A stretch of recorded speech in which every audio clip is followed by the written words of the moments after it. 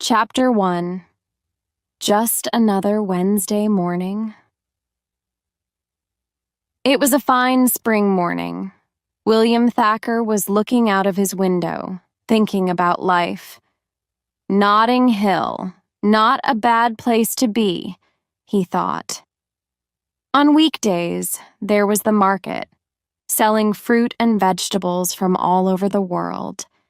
At the weekend, even more people crowded into Portobello Road and the streets around it to buy expensive old furniture, paintings, and cheap clothes. Then there were the unusual shops, the cafes and restaurants. The streets were always busy, always full of people. But best of all, this was the place where most of his friends now lived. Notting Hill was like a small village in the middle of a big city. And in this London village, William Thacker had his home. His wife lived in another part of town. Well, she was his wife until 2 years earlier. Then she left him for a man who looked like Harrison Ford. So in the house with the blue front door, William, 28 years old and single, now lived a strange half-life with his Welsh lodger, Spike. "Hey, can you help me with an important decision?" Spike walked into the room. He was a tall, thin, pale man with dirty yellow hair and untidy clothes. "I'm going out with the great Janine tonight and I want to wear the right t-shirt." "What have you got?" asked William, trying to show interest. Spike pulled on a t-shirt. On the front, an alien was swimming in a sea of blood above the words, "I love blood." "Well, there's this one." I'm not sure it's romantic enough," William said thoughtfully. "Yes, maybe you're right." Spike ran up the stairs, still talking. "I know you'll like this one." He came back wearing a second t-shirt. "Take me."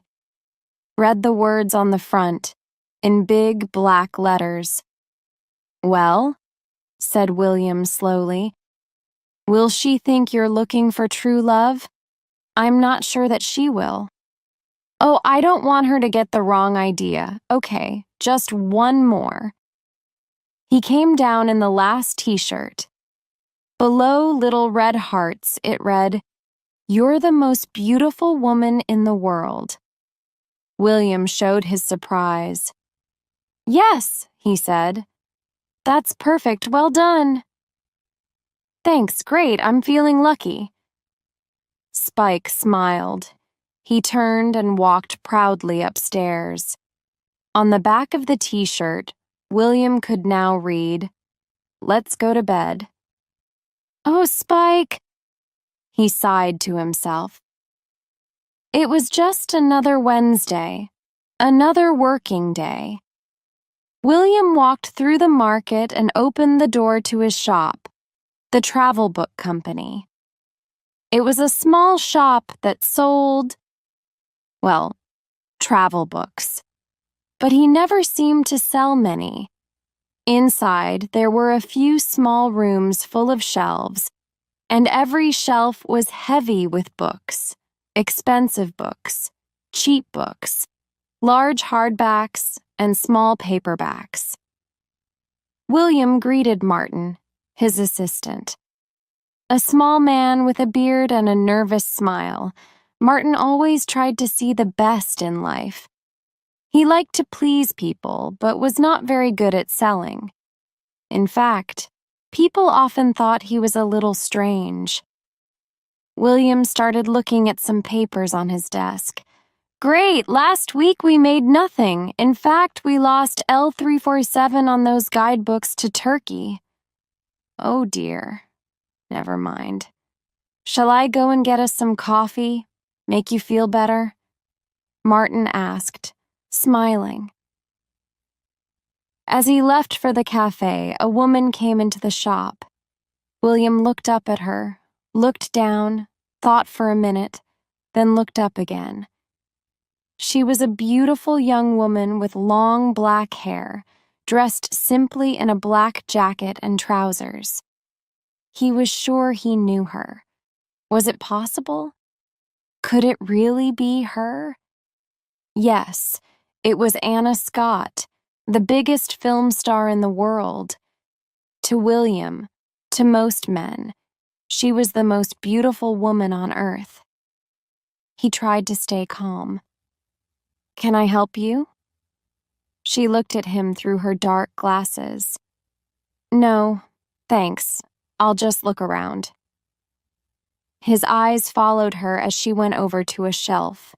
She picked out a large, expensive guidebook full of color photographs. "That book's really not good.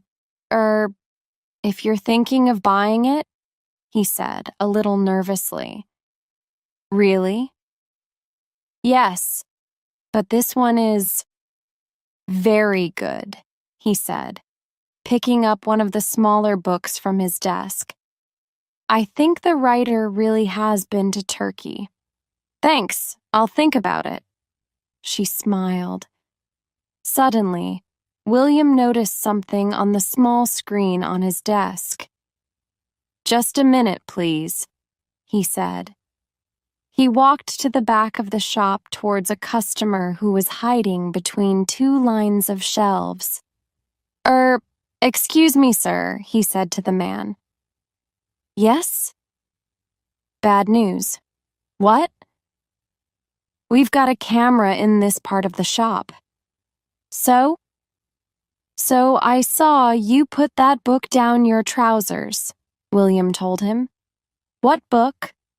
"The one down your trousers." "I haven't got a book down my trousers," replied the man. "Okay, listen. We seem to disagree about this. I'll call the police and they can take a look." "If I'm wrong, I'm really sorry," William said patiently. Right. And if I do have a book down my trousers?" the man asked. "Well, this is what I suggest. I'll go back to my desk. You take the Cadogan Guide to Bali from your trousers and put it back on the shelf. Or buy it." William walked back to his desk. On the screen, he watched as the book came out of the man's trousers. Then it was back on the shelf. The thief started walking slowly towards the door. William turned back to Anna. "Sorry about that." She smiled. "No, that's fine. I was thinking of stealing one too, but now I've changed my mind." She looked at the copies of the cheaper guidebook on his desk. "Signed by the writer?" "Yes," William said. "We couldn't stop him. If you can find an unsigned copy, you can probably sell it for a lot of money." The thief stopped next to Anna, looking at her with interest. "Can you sign this for me?" he asked, pulling a dirty piece of paper from his coat. Anna sighed. "What's your name?" she asked. "Rufus." She wrote on the piece of paper and gave it back to him. He tried to read her handwriting. "What does it say?" he asked. She pointed. "Well, that's my name. And there it says, 'Dear Rufus, I hope the police catch you next time.'" "Nice," he smiled. "Would you like my phone number?" "I don't think so," she replied. As the man left the shop, she turned to William. "I think I'll try this one." She gave him the large, expensive book and the money for it. "Oh, right. Maybe it isn't as bad as I thought," William said. "Probably quite good. And I'll give you this one free." He dropped the cheaper guidebook into the same bag. "Very useful for lighting fires or for making paper hats?" A sudden warm smile lit up her face. She looked carefully at this amusing young man with blue eyes and thick brown hair. "Thanks," she said, and left. Chapter 2. First kiss. Last kiss? William felt empty. That's it then. She's gone, and I'll probably never see her again, he thought to himself. Here's your coffee, Martin said brightly as he came back into the shop. Thanks. You won't believe who was in here a minute ago. Who? Somebody famous? Martin asked, excited. But William suddenly changed his mind. Oh, no, nobody. Perhaps one day a famous person will come in, said Martin, his eyes shining. I saw one of the Beatles once, Ringo Starr. Well, I think it was Ringo Starr, I'm not really sure. He was quite far away. He had long hair and a beard. So you think you saw Ringo, but perhaps you didn't. Yes, that's right. Maybe it was just a man with long hair and a beard. Yes, maybe. Not a very good story then, is it? Suggested William. He shook his head and finished his coffee. Right, another one? Yes, no, let's go crazy. I'll have an orange juice.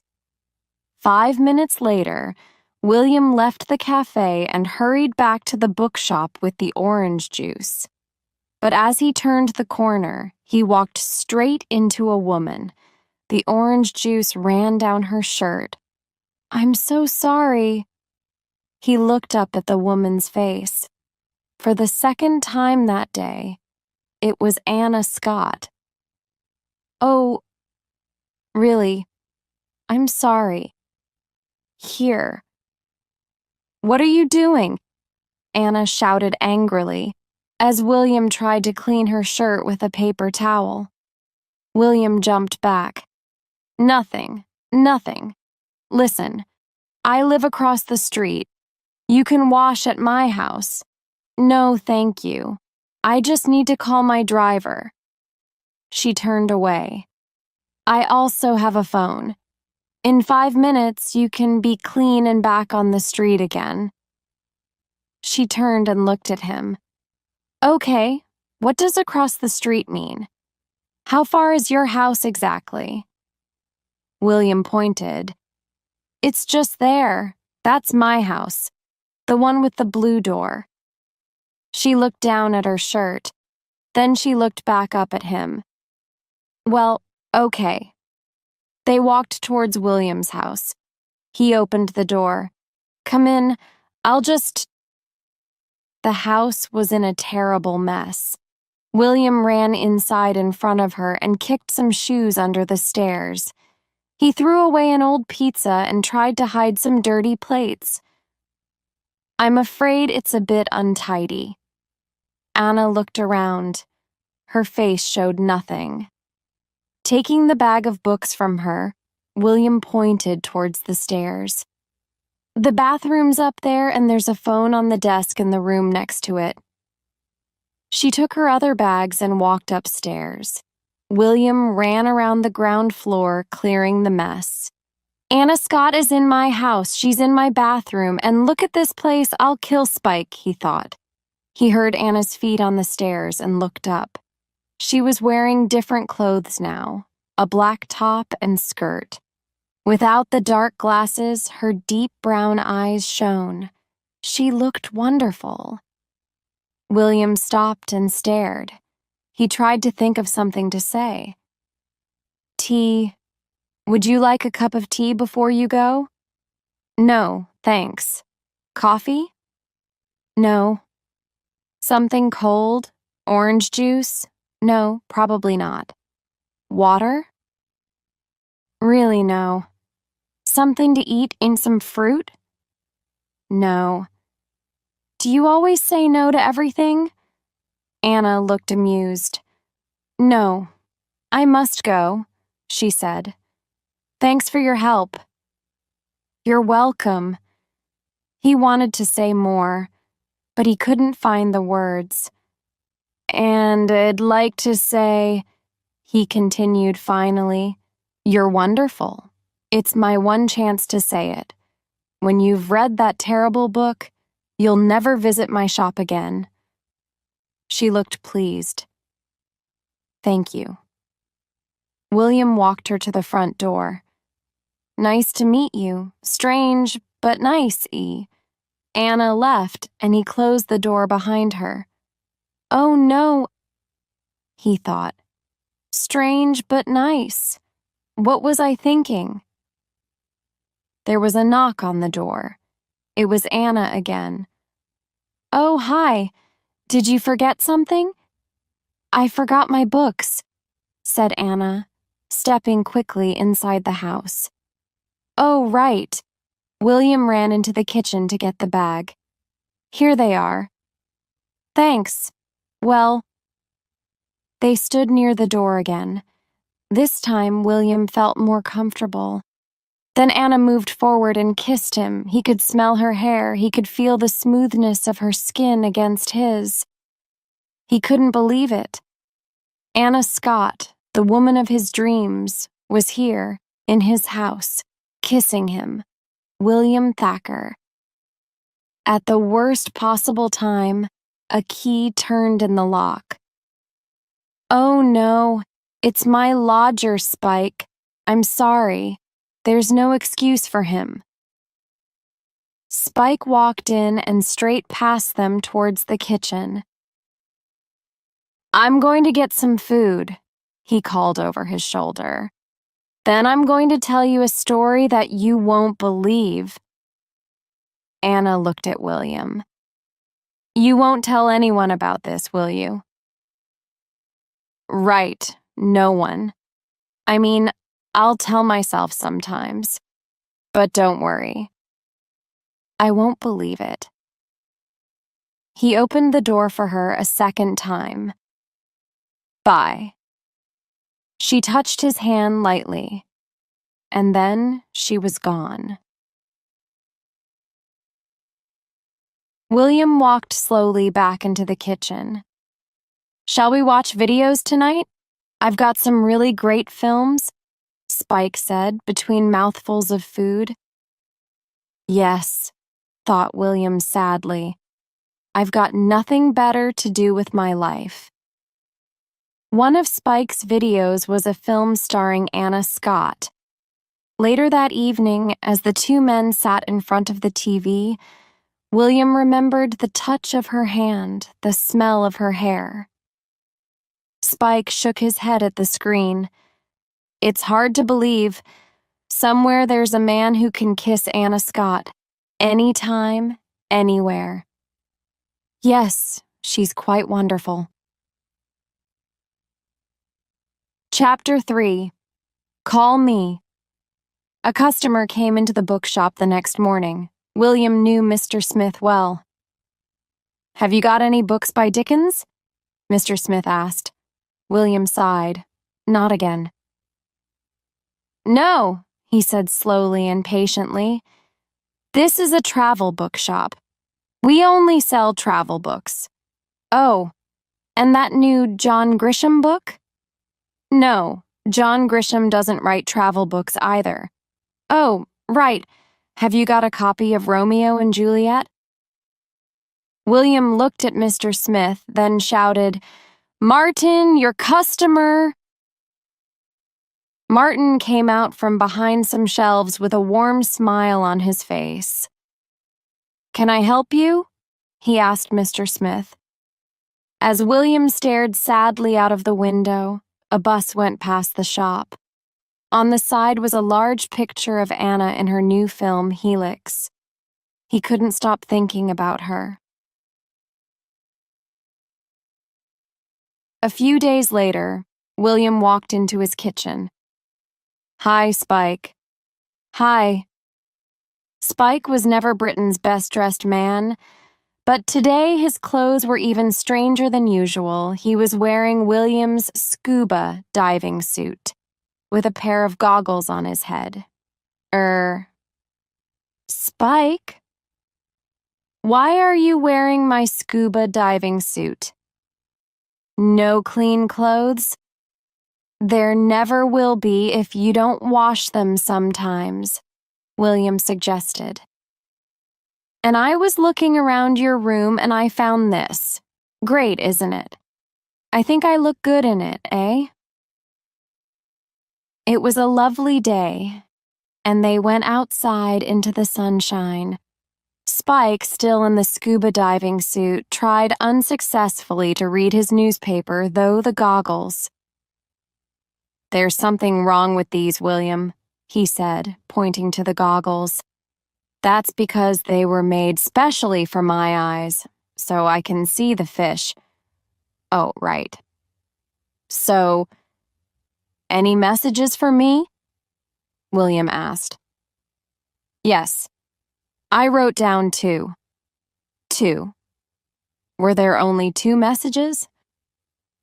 You want me to write down all of them? William closed his eyes and sighed. The ones you didn't write down, who were they from? Was there one? No, it's gone. I just can't remember anything about them. Oh, no, wait. Your mother's leg is hurting her again. And don't forget lunch on Saturday. Any others? Asked William hopefully. No, that's it. No others. Spike sat back in his chair and closed his eyes. Then he seemed to remember something. Ah. But you want all your messages. There was one from an American girl a few days ago. Anna, I think she said. William's heart stopped. What did she say? Well, it was a bit strange. She said, Hi, it's Anna. And then she said, Call me at the Ritz. And then she gave a different name. What was the name? No idea. One name's difficult enough to remember, but 2... William ran inside. Hello, is that the Ritz Hotel? He said, when a man answered the phone. Can I help you, sir? I hope you can. I'm a friend of Anna Scott. She left me a message. She's staying with you. She asked me to call her. I'm sorry, sir. We have nobody here of that name. No, that's right. I know that. She's using another name. She left a message with my lodger, a bad mistake. Think of the stupidest person you know. Well, my lodger's even worse. He's so stupid. Try Flintstone. William looked up from the phone and turned towards Spike. What? Try Flintstone, Spike repeated. William spoke slowly into the phone. Is it possible that Flintstone means anything to you? I'll put you through, sir. William could hear another phone ringing. He tried to stay calm. What shall I say? He thought to himself. He practiced a few words. Hi, Anna, hi. And then he heard her voice. Hi. Oh, hi, it's William Thacker. I work in a bookshop. You called me? Well, yes, 3 days ago. I'm so sorry. You probably think I was a mistake. My stupid lodger Spike took the message, and he didn't give it to me until now. Oh, okay, she said slowly. Perhaps I could come to the Ritz for tea or something. Yes, but I'm a little busy today. She was silent for a minute. But let's try. 4 o'clock. Right. Great. William put down the phone. Wonderful. Chapter 4. Tea at the Ritz? William arrived at the Ritz Hotel carrying some roses for Anna. As he got into the lift, another young man followed him in. "Which floor?" William asked. "3." The lift stopped at the 3rd floor, and William and the young man got out. They both looked around for the room numbers, then they both turned right. Anna, William knew, was in room 38. As he walked, the young man followed closely behind him. William looked over his shoulder questioningly. He slowed down at room 38, and the other man did too. William pointed at the number. "Are you sure you—" The man smiled. "Yes," he replied. "Oh, right." William knocked. A bright-faced American girl opened the door. "Hello, I'm Karen. Sorry. Everything's taking longer than we thought. Here's all the information you need." She gave each of them a press package with pictures from Anna's new film, Helix. William looked at the woman, then at the man behind him. What was happening? Then Karen showed them into a large room. William was surprised to see a number of reporters and photographers, all clearly waiting to talk to Anna. "What did you think of the film?" Karen asked. "Wonderful," the man behind William replied. "A bit of close encounters and a lot of Jean de Florette." They both turned to William for his opinion. "I agree," he said quickly. "I'm sorry. Which magazines are you from?" Karen asked. "I'm Tarquin from Time Out." "Great. And you?" She asked, looking towards William. William didn't know what to say. He looked around for ideas and, on a small table, saw a copy of Horse and Hound magazine. Horse and Hound. The name's William Thacker. Miss Scott knows I'm coming. "Okay, take a seat, I'll check." The two men sat down as Karen went into the next room. "You've brought her flowers," said Tarquin with interest. William thought quickly. No, they're for my grandmother. She's in a hospital near here.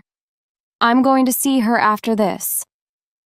"Oh, I'm sorry. Which hospital?" William didn't know any of the hospitals in the area. I don't like to talk about it. I hope you don't mind." "Oh, sure, of course, see." Just then, Karen came back into the room and called his name. "Mr. Thacker, Anna will see you now. You've got 5 minutes." It was a large sitting room filled with flowers. Anna was standing with her back to a window wearing an expensive suit. Her hair was tied back. William thought again how beautiful she looked. "Hi." "Hello." "I brought you these," he said, holding out the flowers. "But, clearly, you've already got some." "Oh no, these are great," said Anna, taking them. There was a long silence. William tried to think of something to say. "Sorry about not ringing back. The two names idea was difficult for my stupid lodger to understand. No, I'm sorry. I try to stay private, so I always choose a name from a children's film. Last time I came to England, I was Mrs. Bambi." Karen's boss came into the room. "Everything okay?" he asked Anna. "Yes, thanks, Jeremy." "And you're from Horse and Hound magazine?" he asked William. Anna looked at William. "Really? Horse and Hound?" She smiled. She sat down. The room fell silent. She and Jeremy were looking towards William, waiting. "Right," he said, taking a seat. I'll just start then? He tried to imagine being a reporter for Horse and Hound magazine. What did his readers want to know? Right. The film's excellent. But did you ever think of having more horses in it? He asked hesitantly. Jeremy looked at William and sighed. Well, started Anna, trying to be serious. We wanted more horses, but it was difficult. I mean, there aren't many horses on Mars. Yes, Mars, of course. Very difficult. Jeremy stared at William. Then he looked at Anna, but she seemed happy. He left the room. William put his head in his hands. I'm sorry. I arrived outside and they gave me this press package. I didn't know what to do. No, I'm sorry. They gave me a timetable for this and it ended at 4. Listen. I just want to say that I'm sorry for the other day. The kissing thing. I don't know why I did it. I wanted to make sure you were okay about it. Is that all she wants to say? William thought. He felt hurt, but tried to hide it. Yes, he said. No problem. Of course, that's fine. Jeremy came back into the room and the two fell silent. Don't forget to ask Miss Scott about her next film, Jeremy said helpfully. Oh, yes, excellent. Any horses in that one? Or hounds? Anna looked at him, amused. It takes place under water. Right. Jeremy left the room again. William watched him go, then turned back to Anna. I'm sorry. Thing like this only happen in dreams, not in real life. Good dreams, of course. It's a dream to see you. And what happens next in the dream? Anna asked. Well, William started. In the dream, I just become a different person, a better person, because you can do that in dreams. Then I walk across the room and kiss the girl.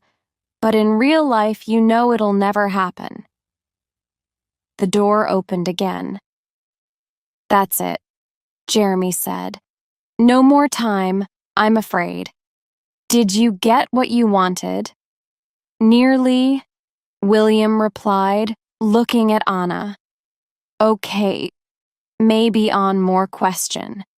He left the room. Are you busy tonight? William asked Anna. Yes. Jeremy came back in. William and Anna stood and shook hands. It was nice to meet you, Mr. Thacker. She smiled. Strange, but nice. Thank you. You are Horse and Hound's favorite actress. You and Black Beauty. Black Beauty, a horse in a famous children's book and in television programs and films of the story. Tarquin was waiting outside. How was she? He asked. Wonderful. Wait a minute, Tarquin said in surprise. She took your grandmother's flowers. William thought quickly. Yes, that's right. What a pig. He turned towards the lift, but Karen called out to him. This way, Mr. Thacker. You can talk to the others now. The others? Thought William. He found himself in another room with the male star of Helix. Pleased to meet you. Did you enjoy the film? The star asked. Oh, yes, very much. Did you enjoy making the film? I did. Which bits did you most enjoy making? Well, you tell me which bits you liked, then I'll tell you if I liked making them. Said William thoughtfully. I liked the bit on Mars very much. Did you enjoy that bit? The male star stared at William. He ended the discussion as quickly as he could. 5 minutes later, William found himself with an actor who spoke no English. Luckily, next to him was a woman who did. William felt more comfortable with his questions now. Did you have a deep understanding of the person you were playing? The woman asked the question in Spanish and waited for the actor's answer. No, she said to William. And why not? Asked William. The woman put the question in Spanish and waited for the answer. It was quite long. Because he played a crazy, mean-eating alien. Another room, a child actress this time. She was 11 years old. Is this your first film? No, it's my 22nd. Of course it is, William said in surprise. Any favorites out of the 22? Working with Leonardo. Da Vinci? She looked at him strangely. DiCaprio. Finally, the bad dreams seemed to be ending. William walked towards the lift again, pushing past the cameramen. Mr. Thacker. It was Karen. William sighed deeply. Have you got a minute? And then he was back in the room with Anna. That thing I was doing tonight, I've changed my plans. I have to spend the evening with Horse and Hound star reporter. Anna smiled. William's heart jumped. Oh well, great, excellent. Then he had a sudden thought. Oh no, it's my sister's birthday. We're having dinner. Okay, fine. But no, I won't go. No, I mean, if it's fine with you, I'll come too, she said. You'll come with me to my sister's birthday party? If that's all right? Of course it's all right. My friend Max is cooking and he's the worst cook in the world, but you can hide the food in your bag. Okay. Chapter 5. The Birthday Party. Max was busy preparing the meal. Hi's bringing a girl? He asked his wife Bella. Are you serious? Yes. Quite a surprise, isn't it? Does the girl have a name? He didn't say. Black smoke was pouring from the oven. Oh no, what's happening here? Said Max, running towards it. Then the doorbell rang and he ran to the door. He threw it open. Come in, food problems. And he ran back to the oven. William and Anna walked into the large kitchen. Hi. Sorry, he's finding the meat a bit difficult, said Bella, welcoming her guests from her wheelchair. Hi, said Anna. Bella looked at her carefully. Hey, you look like… Bella, this is Anna, William said quickly. Right, she replied, looking carefully at Anna's face. Okay, I've solved the problem, said Max, turning back from the oven. Hello, Anna. He stopped in surprise as he saw her face. Have some wine. Thank you. The doorbell rang again, and Max went to the front door. Happy birthday. You look wonderful, he said, as Honey hurried in. Honey, a small young woman with a big smile and large ease, danced around happily, showing her new dress. Max followed her to the kitchen. Listen, he whispered. Your brother has brought this girl and… They reached the kitchen. Hi, everyone. Honey smiled to the others. Then she suddenly saw Anna. Oh, wow. William spoke quickly. Honey, this is Anna. Anna, this is Honey. She's my baby sister. Hi, said Anna with a smile. Oh, wow. This is one of those really important times in a person's life. I know I should be calm about it. But Anna, I love you. I think you're the most beautiful woman on earth. And I have honestly believed for some time that we could be best friends. What do you think? Anna looked surprised and amused, but pleased. Marry Will, Honey continued. He's really nice, and then we can be sisters. I'll think about it, Anna laughed. The doorbell rang again. That'll be Bernie, said Max, going to the door. A large man with a round, pleasant face walked in. Sorry I'm late, Max. I made a mess at work again, I'm afraid. Lost millions. Bernie, come in. This is Anna. Hello, Anna. Glad to meet you. He shook her hand, then turned to Honey. Happy birthday, Honey Bunny. Here you are. He gave her his present. It's a hat. You don't have to wear it. Max poured Bernie a drink.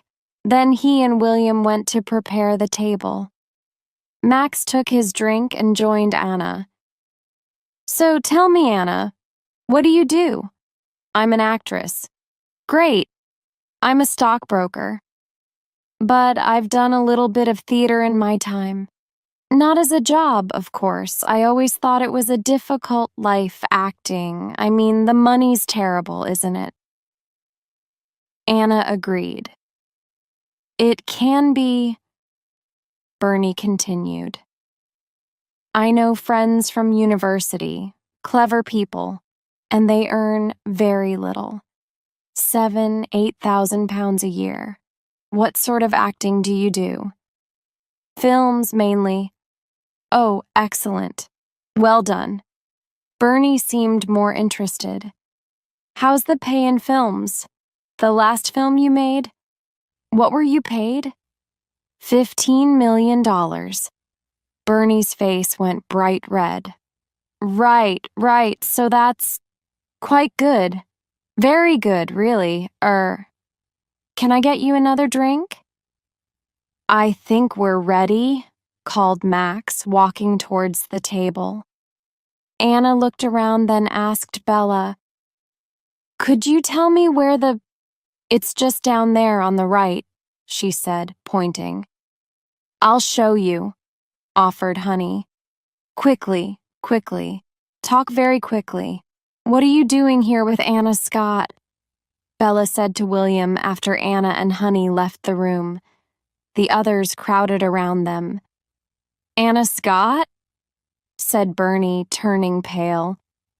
The film star? Yes. Oh no.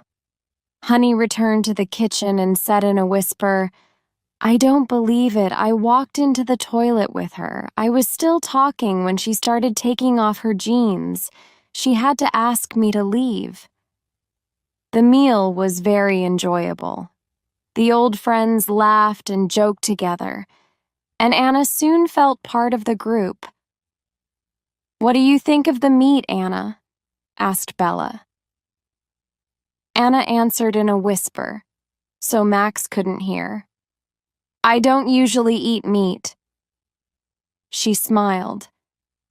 Bella put her hand to her mouth. Oh no! She laughed.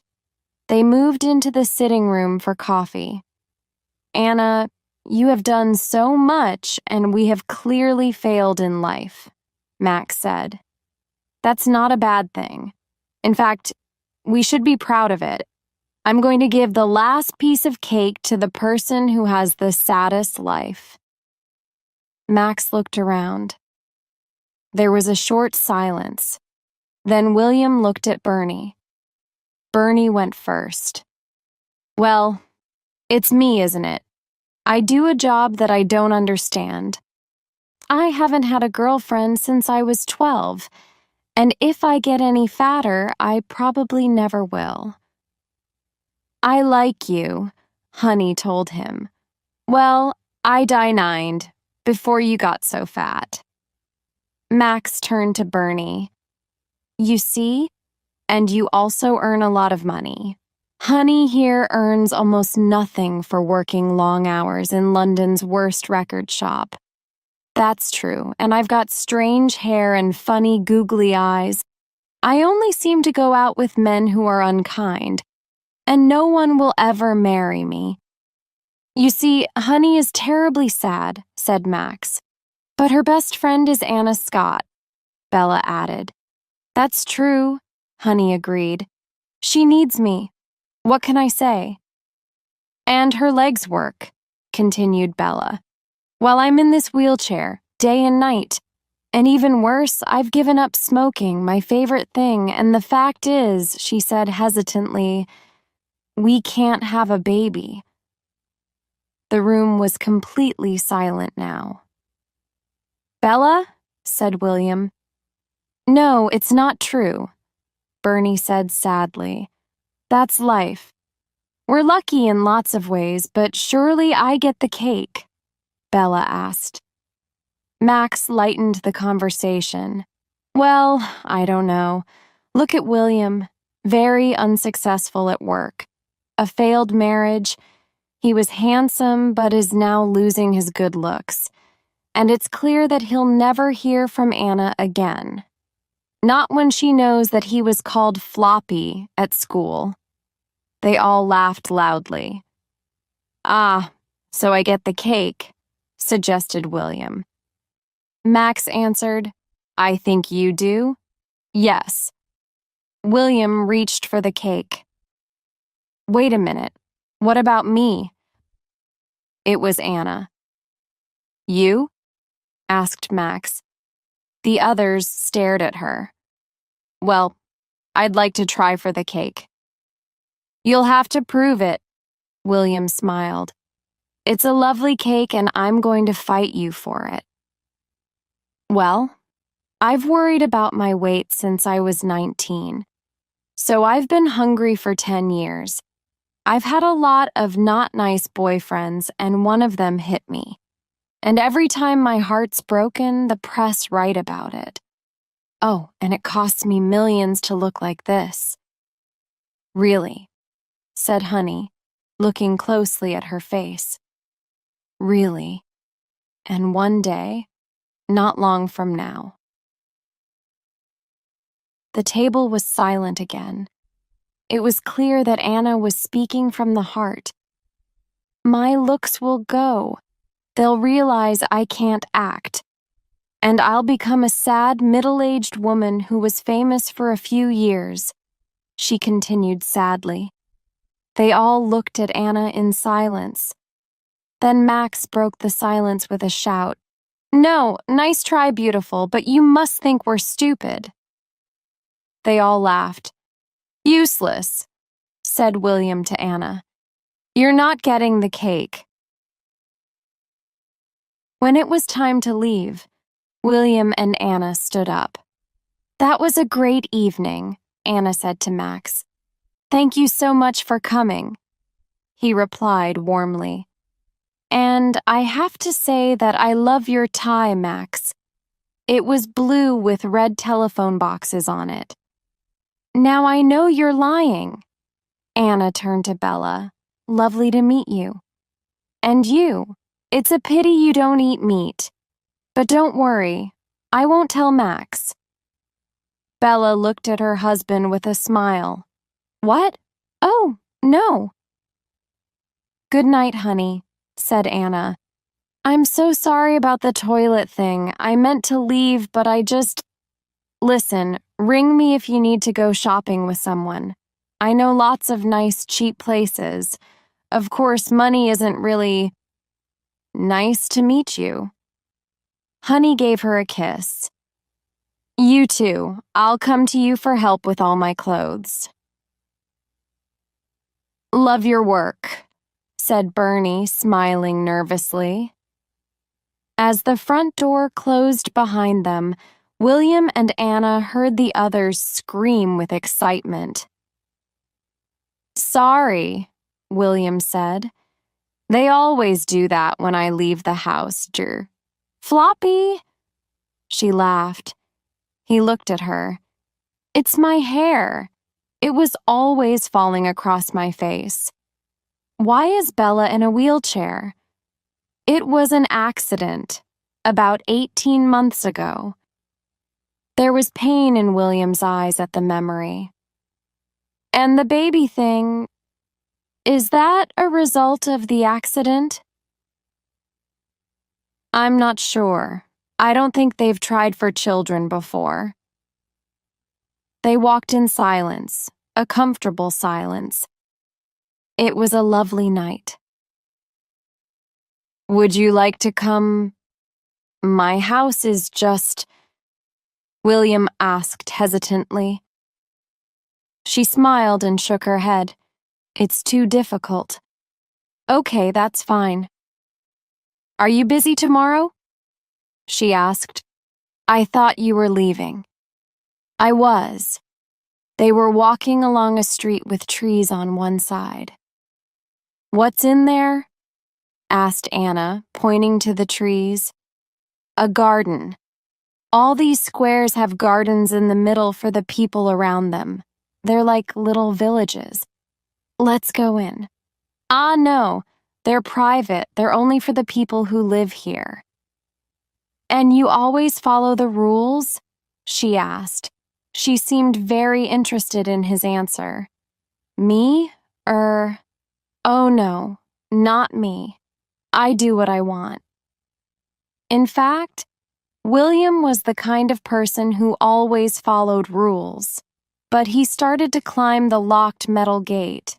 He fell back. Oh dear. He tried again, and again he fell.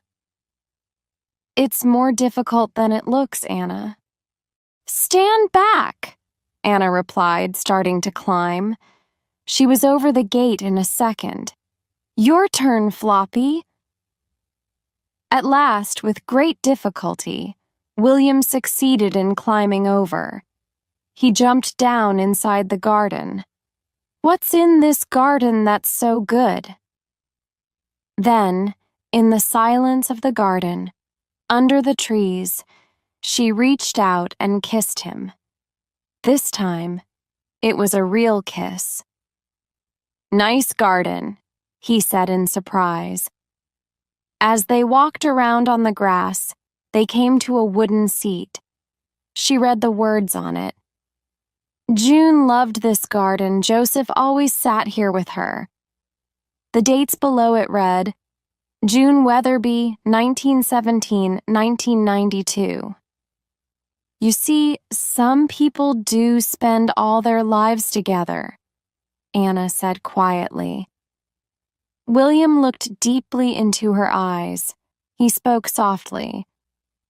"Yes, they do."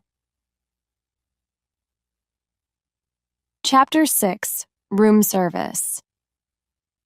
The following evening, William was getting ready to go out. As usual, he was late. "Spike, have you seen my glasses?" "No, I'm afraid not," Spike answered, his eyes on the TV. "Oh no, where are they? This happens every time I go to the cinema. Usually there are glasses everywhere, but when I really need them, they disappear. It's one of life's little jokes." William ran upstairs, then came down again. "Right, I've gotta go," he called to Spike. "Thanks very much for your help." "You're welcome. Did you find them?" "No." As the door closed behind William, Spike moved on the sofa. Was he sitting on something? He reached down and pulled out William's glasses. At the cinema, William looked a little strange as he sat next to Anna, beautiful Anna, in his scuba diving goggles. After the film, they decided to go for a meal in a Japanese restaurant. "So who left who?" Anna asked. "She left me," replied William. "Why?" She finally saw what I was really like. Oh, that's not good. They could hear loud conversation from a table just around the corner from theirs. No, no, no, I'll take Anna Scott, said a man's voice. William and Anna listened carefully. A second man disagreed. I didn't like her last film. I fell asleep 10 minutes after it started. The first man spoke again. I don't really mind what the films are like, I just like watching her. No, she's not my type. I prefer the other one. The one who gets excited every time you take her out for a cup of coffee. Anna looked at William. Meg Ryan, she mouthed silently. You know, said the first voice again. Some girls don't let you near them, but Anna isn't like that. You know she wants it. She's the same as all actresses. Someone you can just... Anna's smile disappeared. Right, that's enough, William said, standing up. He walked over to the men's table. There were 4 of them. I'm sorry, but can I help you? One of the men said politely, Well, I was listening to your conversation. I couldn't help it. But, you know, you're talking about a real person, and you shouldn't talk about her like that. Oh, go away, who are you? Her father. The men laughed loudly. Anna came up behind William and pulled him away. The men at the table didn't see her face and continued laughing. I'm sorry, William said to her. It's okay. I love the fact you tried. They stared, walking towards the door of the restaurant. Then Anna stopped. No, give me a minute. And she walked back to the men's table. Hi. She smiled sweetly. I'm sorry about my friend. Oh, said the man who was doing most of the talking. He knew her face immediately. Listen, I'm sorry. Please, please, she said. Stop there. I'm sure it was all just friendly talk. It didn't mean anything. And I'm sure you can't help being stupid. Enjoy your meal. The fish is really good. She walked back to William, still smiling. The men sat in silence, their mouths hanging open. Outside the restaurant, Anna said, Why did I do that? It was wonderful. No, I'm stupid and... What am I doing with you? I don't know, I'm afraid, he replied, smiling. I don't know either, she said softly. They arrived at the front door of the Ritz. Do you want to come up? She asked quietly. There seem to be lots of reasons why I shouldn't. There are lots of reasons, but do you want to come up? His look said yes. Give me 5 minutes. She smiled and walked towards the lift. For William, time seemed to pass very slowly. The hands on his watch refused to move. Exactly 5 minutes later, he knocked at the door of her room. She opened it. Hi. Something seemed to be wrong. Hi, said William, kissing her. It's wonderful to be able to do that. Anna's eyes were wide and there was a very serious look on her face. You have to go, she whispered. Why? My boyfriend. I thought he was in America, but in fact, he's in the next room. Your boyfriend? William couldn't believe it. Who is it? The man was standing in the doorway. Behind Anna now, Jeff was a famous film star. Handsome, too. Women all over the world dreamt about him. William thought quickly. Room service. How are you doing? I thought you people always wore suits, Jeff said in a friendly way. Well, yes, but I've just changed because I'm going home. This is my last call. Oh, great. Could I have some really cold water up here? I'll see what I can do. And maybe you could clear these dirty plates while you're here. William calmly picked up the dirty plates. Really, don't do that, Anna said nervously. I'm sure that's not his job, she told Jeff. Is there a problem? Jeff asked William. No, it's fine. What's your name? He asked. It's, Bernie. Well, thank you, Bernie, he said, pushing 5 pounds into William's hand. Jeff 2-aproned to Anna. Hey, good surprise or bad surprise? Anna looked uncomfortable. Nice surprise. Jeff kissed her. She's lying, he said to William.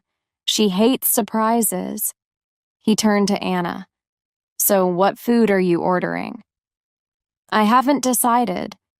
Well, don't order too much. I don't want people saying, there goes that famous actor with the big fat girlfriend. Jeff laughed, leaving the room. William looked at Anna. I think I should leave. This is all very strange. I didn't realize... I'm so sorry. I don't know what to say. I think goodbye is probably the right word. William walked downstairs and out into the lonely night. His heart ached. Chapter 7. Alone.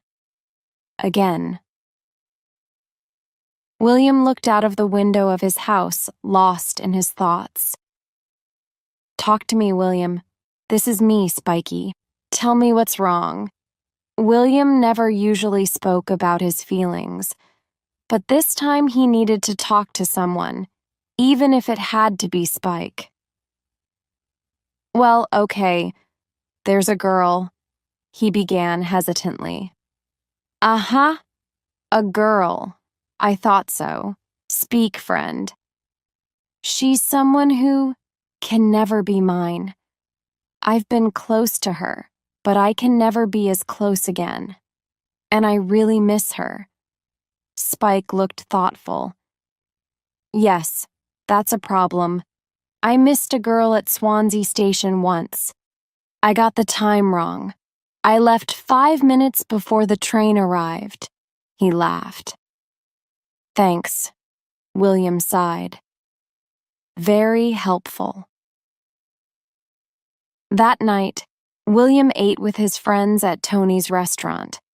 They were the only people there, as usual. They often ate there because Tony was an old friend. This was his first restaurant. He was trying hard to make it a success. On the front page of Bernie's newspaper was a picture of Anna and Jeff at Heathrow Airport. You didn't know she had a boyfriend? Max found this hard to believe. No, did you? William asked, surprised. The looks on their faces showed that everyone knew. You all knew? My life is destroyed because I don't read Hello Magazine? Anna's a big star, she's world famous, and you're just an ordinary person. It's unimaginable. But don't worry, I have the answer to your problems. Everyone looked at Max with interest. Her name is Tessa, and she works in our office. She's a bit strange, but she's very clever, and her kisses are unbelievable. Bella put her head on the side and looked at him. Well, that's what people tell me, he finished quickly. So a few days later, the friends sat together again at the dinner table in Max and Bella's kitchen. William was worried. The doorbell rang. As Max answered the door, the others could hear the visitor's loud, excited voice. I got lost. I didn't know where I was.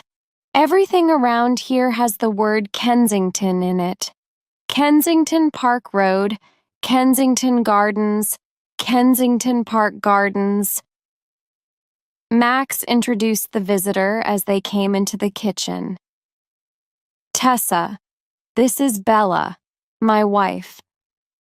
Oh, you're in a wheelchair, said Tessa brightly. That's right. And this is William, Max continued. Hello, William.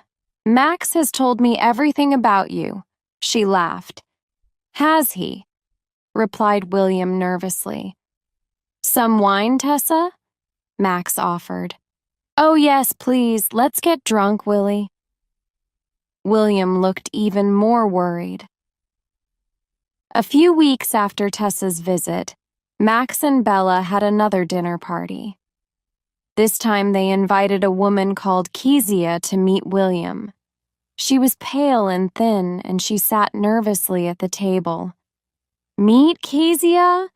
Max asked, reaching for her plate. No, thank you, I only eat fruit. Max and Bella looked at her and then at William. Only fruit? William asked. I believe that fruit and vegetables have feelings, so cooking hurts them. I only eat things that have fallen from the tree. Then they're already dead, Kezia explained. Right. Very interesting. So these potatoes were murdered? Yes. Murdered. Poor potatoes. Terrible, agreed William. Oh, when will this evening end? He thought to himself. So Tessa and Kezia came and went. Neither was a success, but Max didn't give up. A month later, Rosie sat at the table with William, Bella, and Max. Rosie seemed very nice. She was pretty and well-dressed, and there was nothing unusual about her. She seemed intelligent and friendly. To his surprise, William even liked her. Great coffee, she said. Thank you. I'm sorry about the meat, Max said. Don't be sorry. I thought it was really interesting. Interesting means terrible, she replied. They all laughed. Maybe we'll meet again sometime, she said to William as she was leaving. Yes, that sounds great. Well, asked Bella when they were alone. She's perfect, William replied.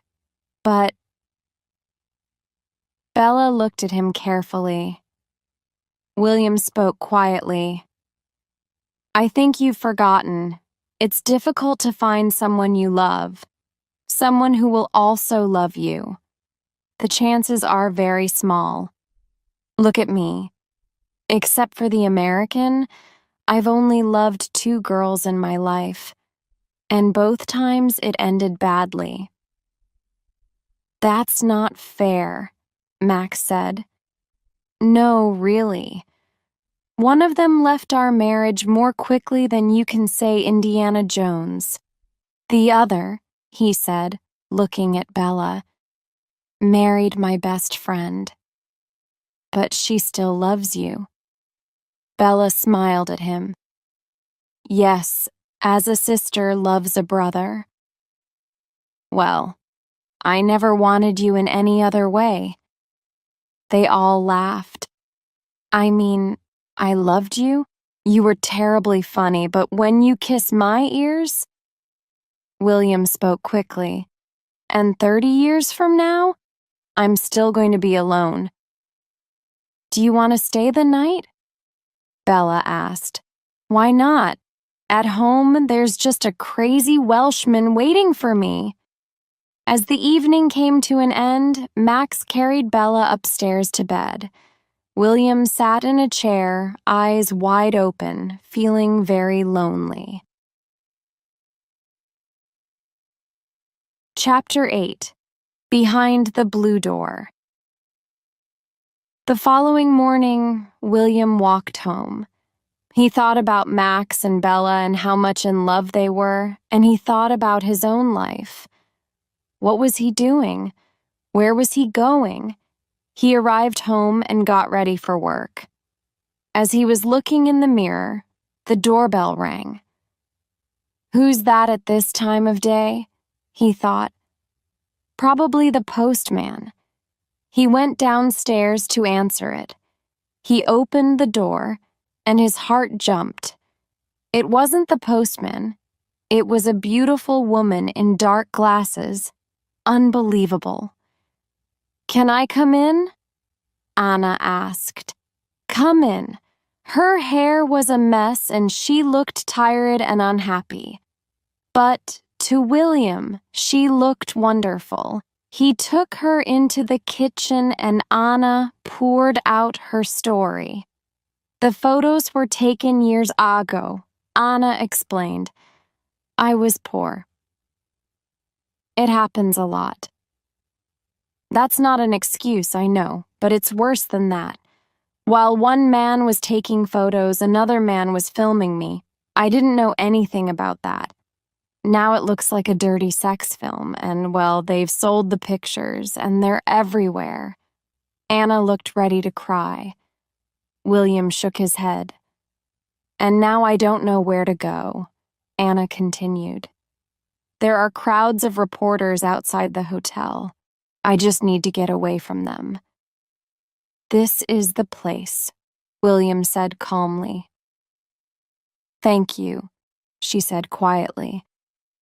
"I'm only in London for 2 days, but the British press are so... It's the worst place to be." She was very unhappy. "They're terrible pictures. They make me look like... Don't think about it. Now, would you like tea? A bath?"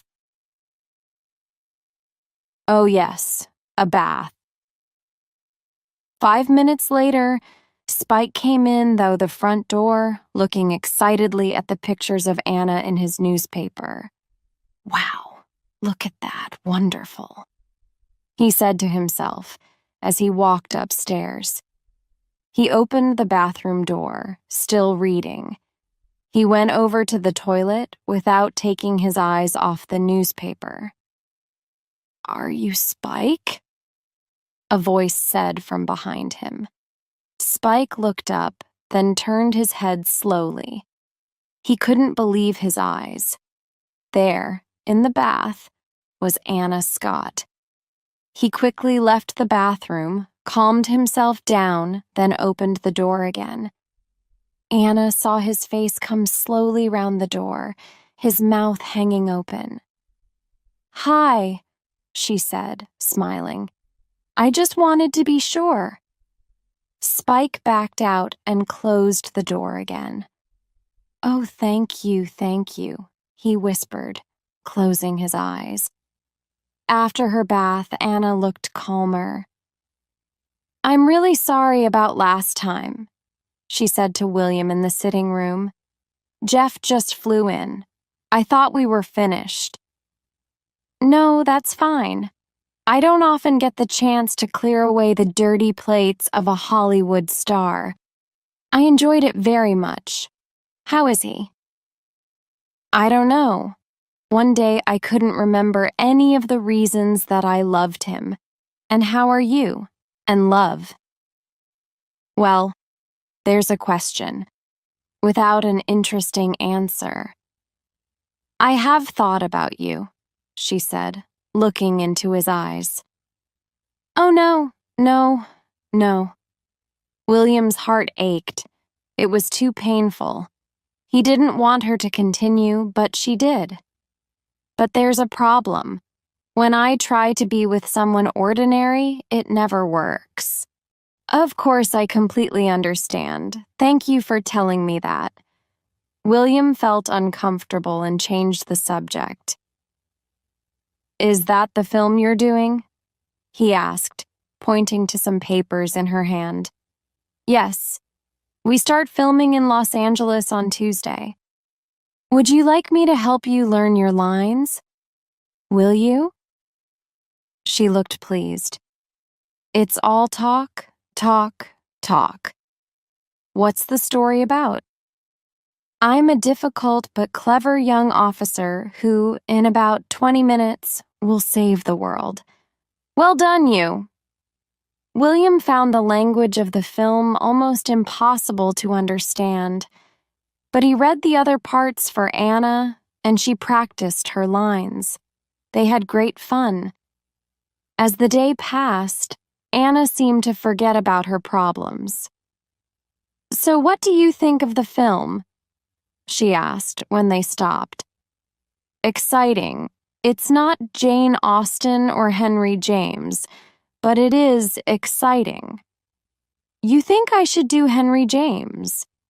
I'm sure you'd be great in Henry James, but this writer's quite good too. Yes, she said. Nobody in the wings of the Dove says, tell the Pentagon we need Black Star cover. And I think that's a pity. Anna smiled her widest smile. He really was helping. Later that evening, they sat down to eat. I can't believe you have that picture on the wall, she said, looking at a cheap copy of Chagall painting. You like Chagall? He asked. I do. That's how love should feel, a big dark blue sky with a fish falling from it. Yes, happiness isn't happiness without a fish falling from the sky. Spike brought pizzas to the table. Right. For the Queen of Notting Hill, Carnival Calypso, hot chicken and fruit, and a little more chicken. Great, said Anna, looking at her plate. Spike, did I tell you that Anna doesn't eat meat? Well, I've got some vegetable soup from last week. If I take off the skin, it'll be perfect. After the meal, Spike left to meet his friends in the pub. William and Anna were alone, at last. You've got big feet, Anna said. Yes, I've always had them. You know what they say about men with big feet? No, what's that? Big feet. She stopped and looked him in the eye. Big shoes. They both laughed, comfortably. A little later, they discussed Anna's film work. When I make films, she told him, I don't take my clothes off. Well, not all of them. That's the agreement. And they have to discuss it with me if they want to use another person's body in my place. Another person's body? What do you mean? Well, if they want me to show my bottom, I refuse.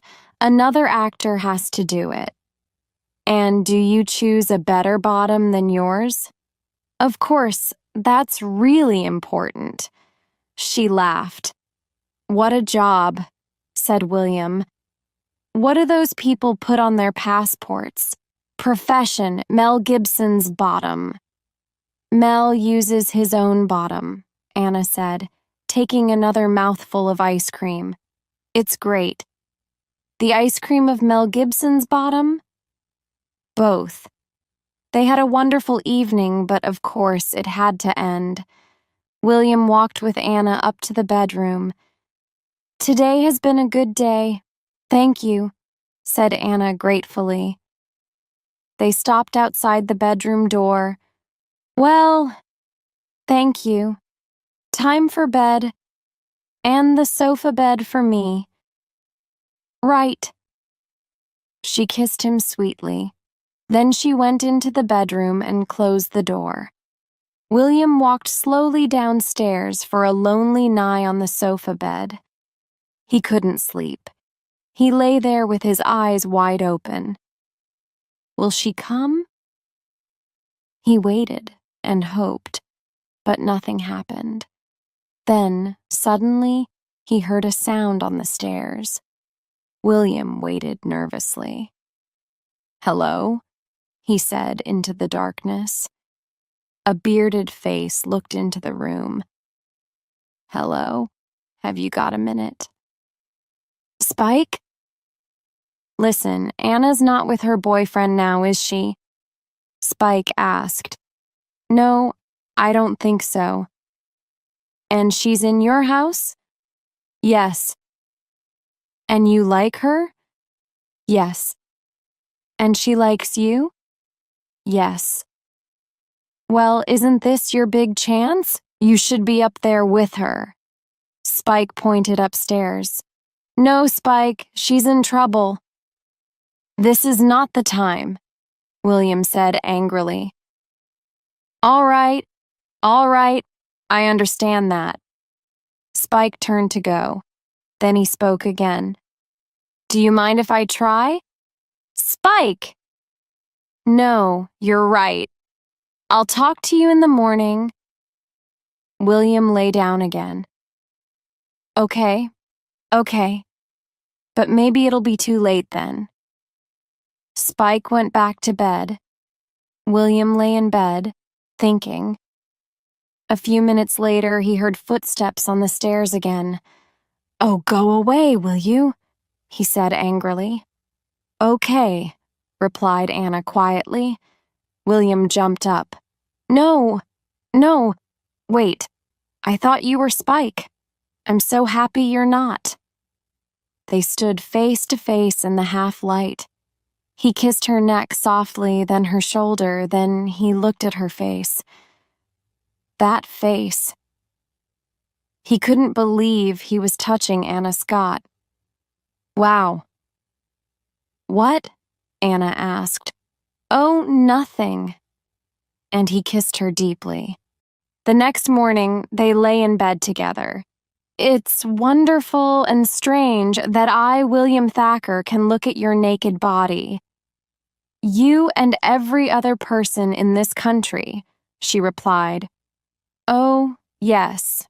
Sorry." Rita Hayworth always said, "They go to bed with Gilda and they wake up with me." "Do you feel that?" she asked. "Who was Gilda?" "Her most famous part. Men went to bed with the dream and woke up with the reality. Do you feel that way with me?" "You're lovelier this morning than you have ever been," he replied. Anna smiled. "Oh." Then she jumped out of bed. "I'll be back. Don't go away." 10 minutes later, Anna returned with breakfast. Breakfast in bed. She smiled warmly. She sat on the bed and asked hesitantly, "Can I stay a bit longer?" William looked at her. "Stay forever," he said softly. "Oh, I forgot the sugar." Just then, the doorbell rang.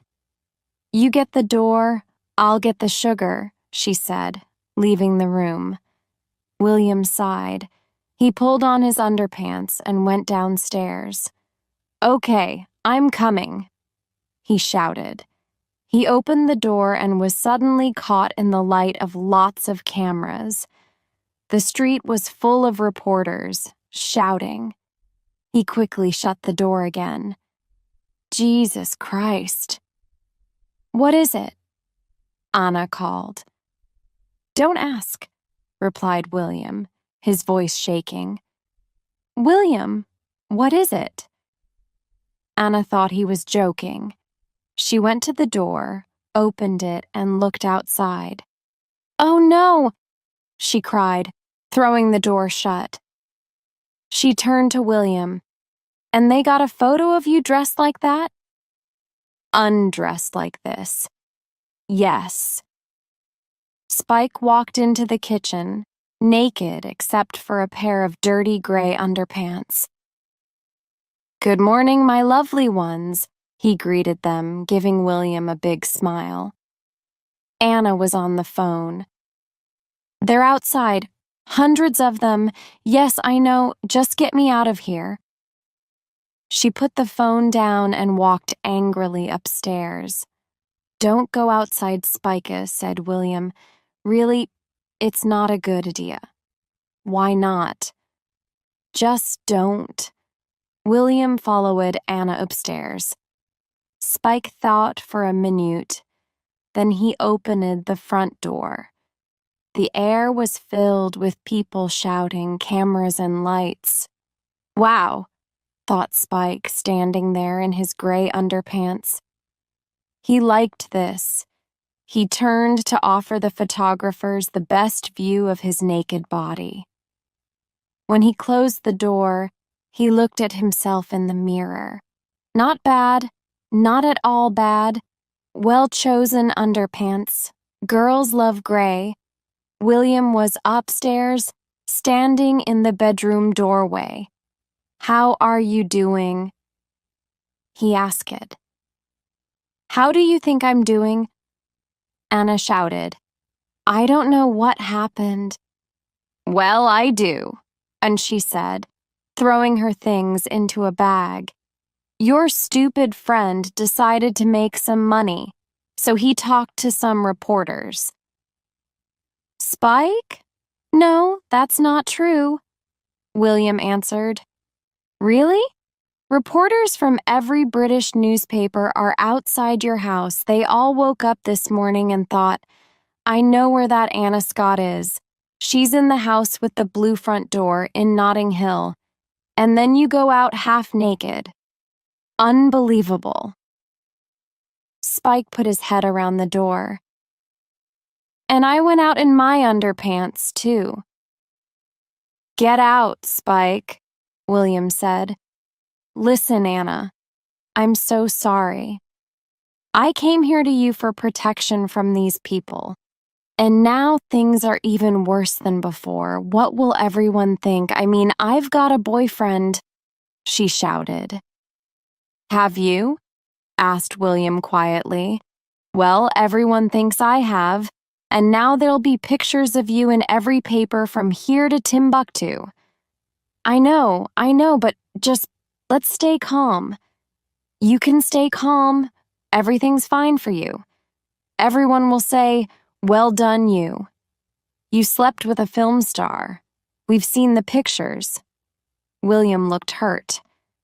That is so unfair, he said seriously. You can use it for your business. Buy a boring book from the man who slept with Anna Scott.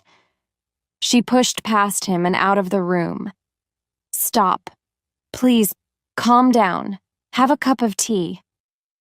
But she refused to listen. I don't want a stupid cup of tea. I want to go home, she shouted, running downstairs. William followed her. The doorbell rang. It's a big car, Spike called down from the upstairs window. It looks like your driver, Anna. Anna was a little calmer now, but as cold as ice. Tell Spike to buy you an expensive meal. Or a holiday, she said to William. I'm sure he has the money now. That's not true. Spike's not like that. And wait a minute. This is all crazy. Can't we laugh about it? Terrible things happen in the world. Compared to them, this is nothing. Spike came downstairs. He's going to tell you about people without food in Africa, he said to Anna. Well, it's true, said William, and we don't have to go as far as that. My best friend had an accident and is in a wheelchair for the rest of her life. Anna's face softened. Okay, you're right, of course. But I've had this problem for 10 years, and you've only had it for 10 minutes. You can't imagine what it's like. I mean, tomorrow all this will be yesterday's news. You don't understand, do you? She looked at him. They keep these photos. Every time someone writes about me, these photos will be in the papers. Newspapers last forever. I'll be sorry about this forever. The color left William's face. He realized now that this was the end. Right, fine. I won't be sorry if it's all right with you. I'll always be glad you came. But you're right. You should go. She looked at him sadly, and then the doorbell rang again. Keeping her head down, Anna ran outside. There were shouts from the crowd of reporters and photographers, and then she was gone. William turned to Spike.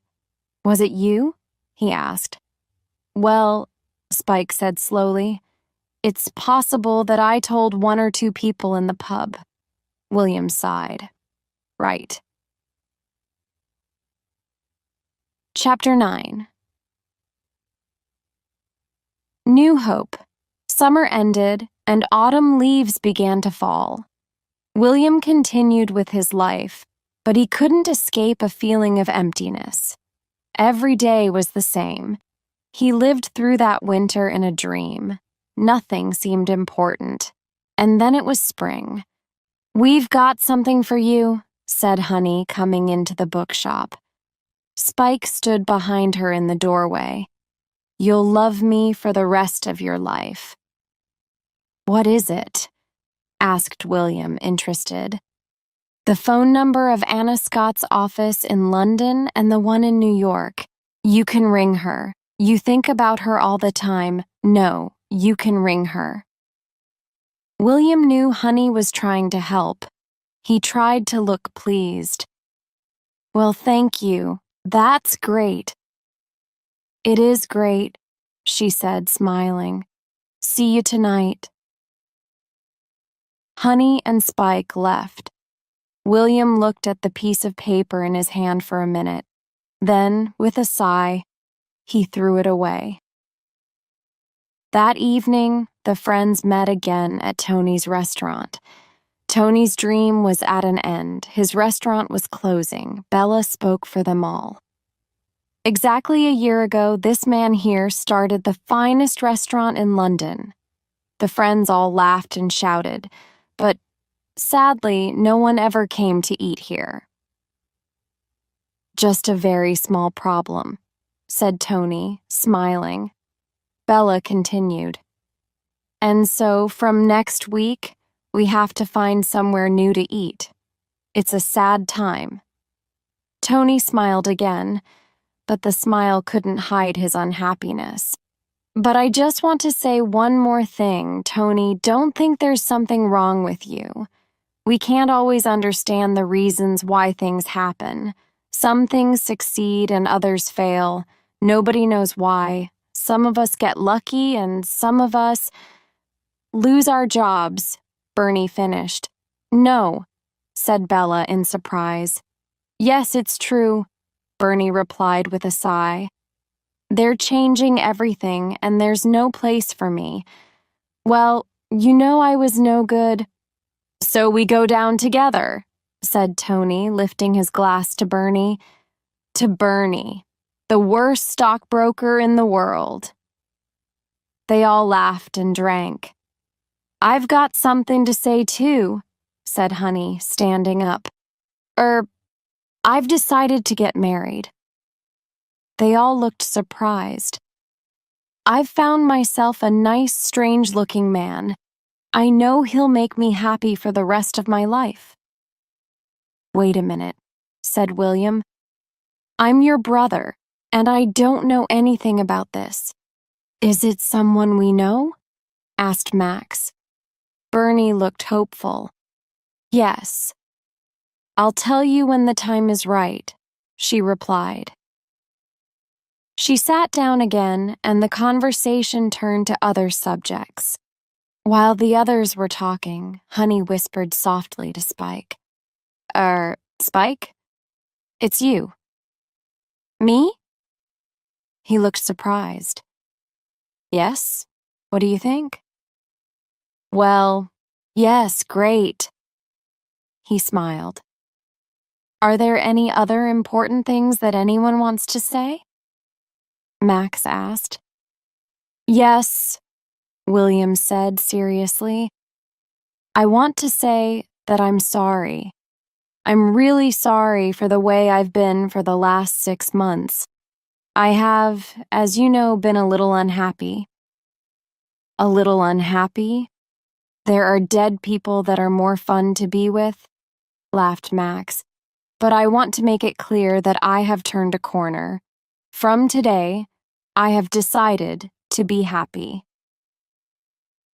So, all that business with the American is in the past now?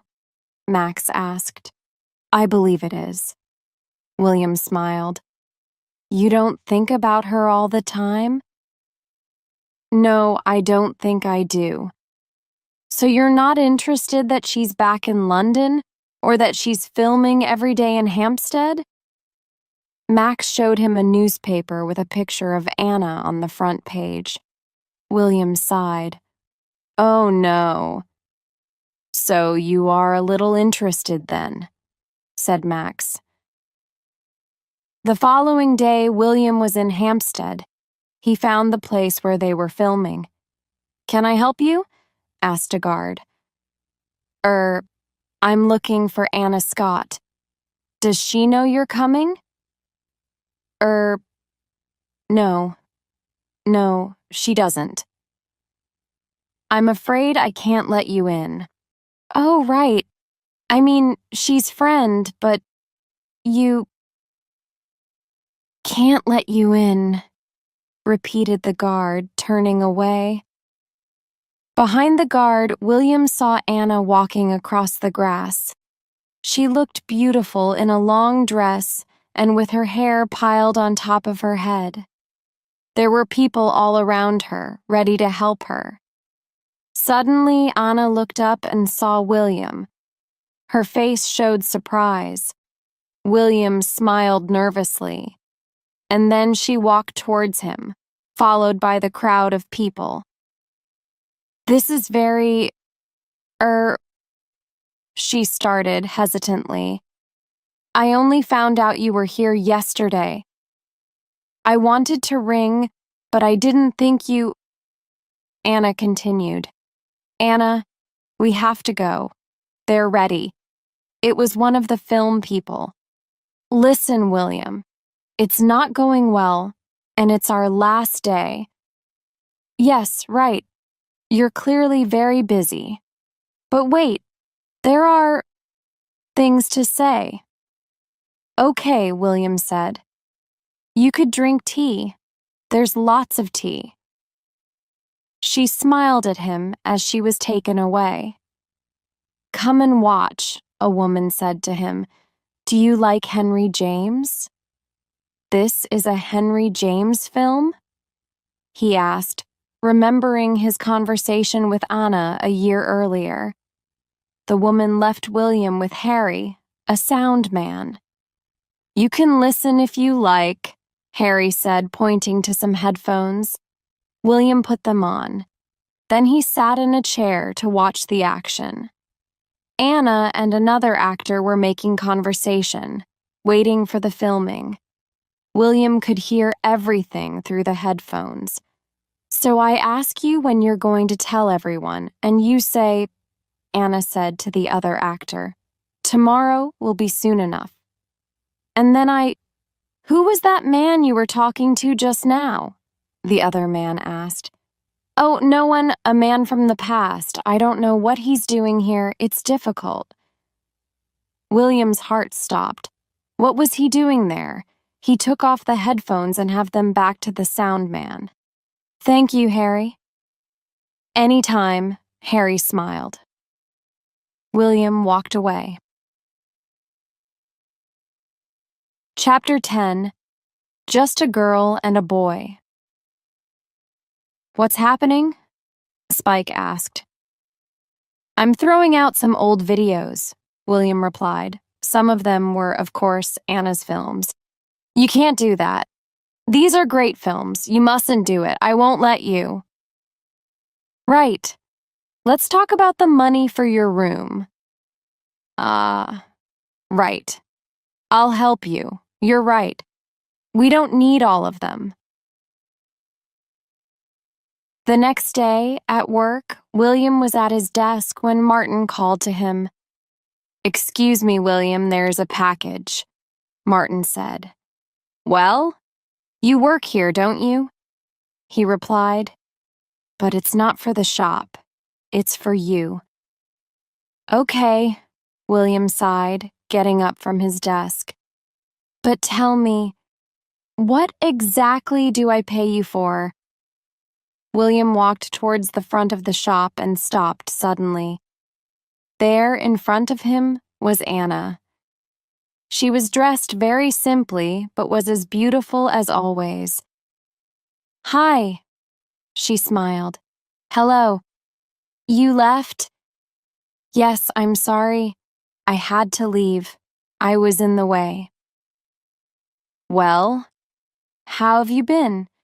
she asked. "Fine," he said. "Everything is exactly as it was before. When they change the law, Spike and I will marry immediately. Very different from your film star life." "Oh, no. All that means nothing. I had no idea how meaningless it all was. But I know now." She looked nervous. "Yesterday was the last day of filming. I'm leaving soon and I wanted you to have this." She pointed to a large, flat package covered in brown paper. "Oh, thank you. Shall I—" "No, don't open it now." "Okay. Well, thank you. I don't know what it's for, but thank you. I had it in my flat in New York, and I just thought, but I didn't know how to call you," she began hesitantly. "I was so rude to you last time, so it was in the hotel. But then you came. So I thought, what did you think?" he asked softly. The shop door opened and Mr. Smith walked in. William looked up. "Don't even think about it. Go away immediately." "Right, sorry," Mr. Smith said in surprise, closing the door behind him. William turned back to Anna. "You were saying?" "I have to go away tomorrow, and I wanted to ask you, do you think I could see you a little, or a lot, maybe? Can you ever like me again?" William was surprised at her words. He didn't know how to reply. "But yesterday the other actor asked you about me? A man from the past, you said. I heard it all through the headphones. But I never tell other actors about my love life." Martin was back. "Excuse me, it's your mother on the phone. Tell her I'll ring later." "I tried that, but you said that 24 hours ago and she's still waiting. Her foot was purple then, and it's now turning black." "Okay," William sighed, walking to his desk. "Look after Miss Scott, Martin." Martin smiled nervously at Anna. "I loved you in Ghost. It was a wonderful film." "Is that right?" she said, surprised. "Yes. What's Patrick Swayze like in real life?" "I'm afraid I don't know him very well." "Oh? Wasn't he friendly when you were making the film?" "Well, I'm sure he was friendly. To Demi Moore. She was the other star of Ghost." Anna smiled. "Oh, right. Sorry.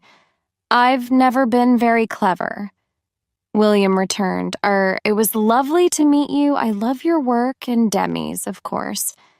And Martin left them. "Sorry about that," William said. "That's okay."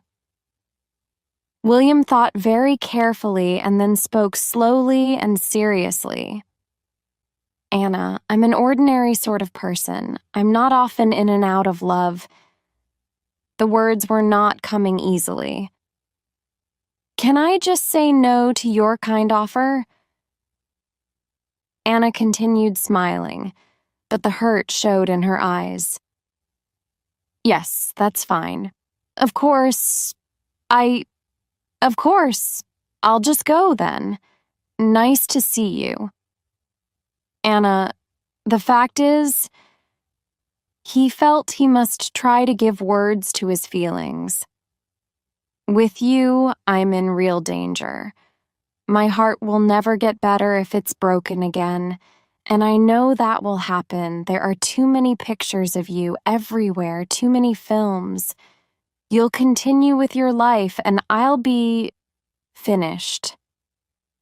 I see, Anna said softly. That really is a real no, isn't it? I live in Notting Hill. You live in Beverly Hills. Everyone in the world knows who you are. My mother doesn't always remember my name.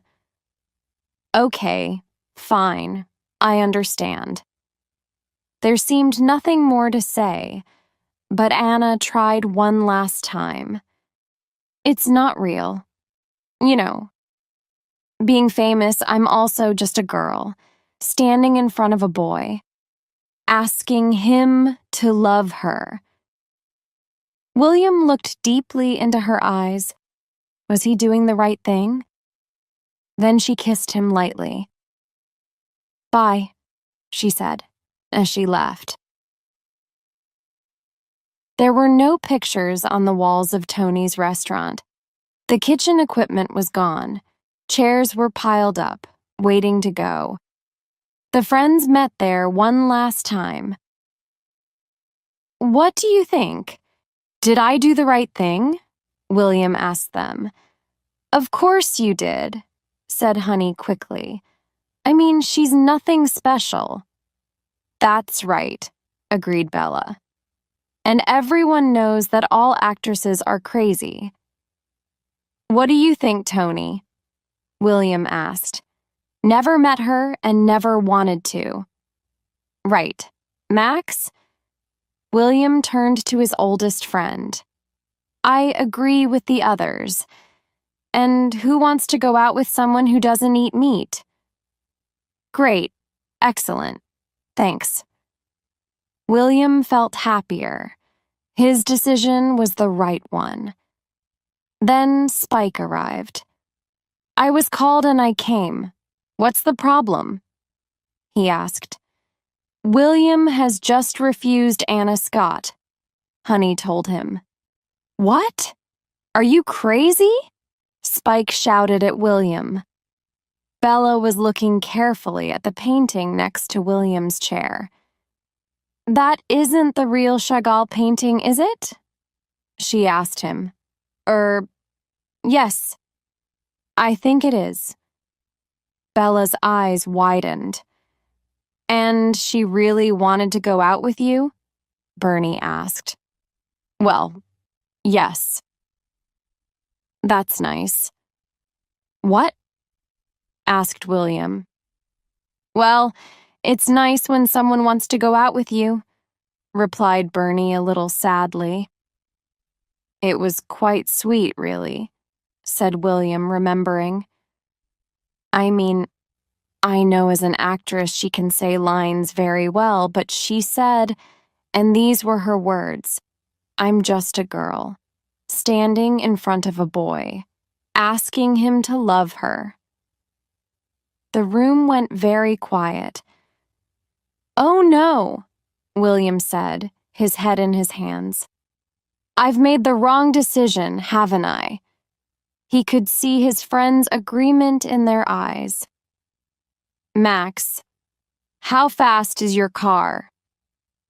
William, Bernie, Honey, and Spike jumped into Max's car. Where's Bella? Asked Max. She's not coming, replied Honey. Oh, yes, she is. She's not missing this. And he found Bella, picked her up, and put her in the front. The wheelchair went in the back with Spike. The London traffic was heavy, as usual, but they got to the Ritz at last. William and Bernie ran to the front desk. Is Miss Scott staying here? No, sir, I'm afraid she isn't. It was the man who was at the desk a year earlier. Or, Miss Flintstone? No, sir, I'm afraid not. Bambi or, I don't know, Beavis or Butthead? The man at the desk shook his head. William sighed deeply. It was no good. It was too late. But as he turned away, the man spoke. There was a Miss Pocahontas here in room 126, but she left an hour ago. I believe she's giving a press conference at the Savoy Hotel before her flight to America. He smiled. William jumped up and kissed him. Thank you, he shouted. Bernie, in his excitement, kissed the man too. Back in the car, they drove as fast as possible to the Savoy Hotel. But the traffic was moving slowly, and at one crossroads, they came to a complete stop. Time passed, and they all got more and more nervous. Spike jumped out of the car. I'll get us through, he shouted, shutting the door. And then he was in the middle of the road, stopping cars and buses and making a path for Max's car.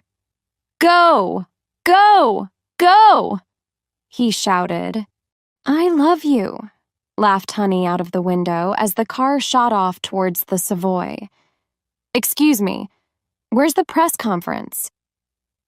William asked the man at the desk. Can I see your press card? William quickly showed him a card. That's a video club card, sir. Yes, I write for the club's magazine. I'm sorry, sir. Bella arrived at the front desk, pushed by Honey. He's with me, she said. And you are? Writing about the best London hotels for people in wheelchairs, she said, smiling. The man looked at her for a minute and then sighed. It's in the Lancaster room. I'm afraid you're very late. Run, Honey shouted to William. The Lancaster room was crowded with reporters and photographers. At the front sat Anna behind a long table looking a little sad. Jeremy from the film company was next to her. Yes. You, Dominic, said Jeremy, pointing to a reporter. How much longer are you staying in Britain, Miss Scott? No time at all. I fly out tonight, answered Anna. And that's why we have to stop soon, said Jeremy. Any last questions? A number of hands went up and he pointed to one. You've decided not make another film for a year. Is this because there's talk about Jeff and another famous actress? No, she replied simply. Do you believe the stories? It's really not my business now, but I will say this. Stories about Jeff and women are usually true. She smiled. The next question came from a reporter standing next to William. Last time you were here, there were photos of you and a young Englishman. So what was that about? He was just a friend. And I think we're still friends, she said slowly. William's heart was jumping. Could he speak? Could he say what he wanted to say? And then his hand was up and Jeremy was pointing at him. Yes. Miss Scott, is there any chance of you and this young man being more than friends? Anna looked up at the questioner. She saw that it was William. I thought so, but no, I was told not, she said quietly. And if this man... William started. Jeremy spoke. No, it's just one question each. No, let him, Anna said. She turned back William. What were you saying? William continued. If this person... His name was Thacker, said one of the reporters helpfully. Thank you, William smiled. If this Mr. Thacker gets down on his knees and asks you to think again, what then? Max, Bella, Bernie and Honey all waited, open-mouthed, for her answer. I think my answer will be yes.